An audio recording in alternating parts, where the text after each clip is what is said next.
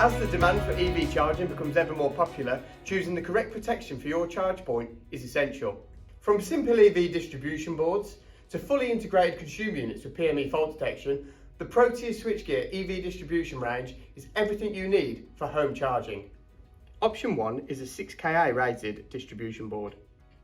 In this application, supply to the EV charge point is taken directly from the main consumer unit within the home, through our distribution board with PME fault detection and onto the charge point.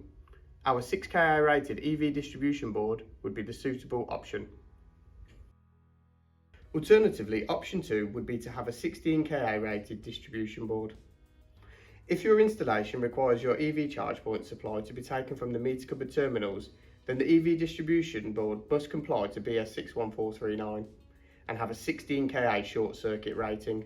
For these applications, our EV unit is fitted with a 100 amp double pole isolator which is 16KA rated.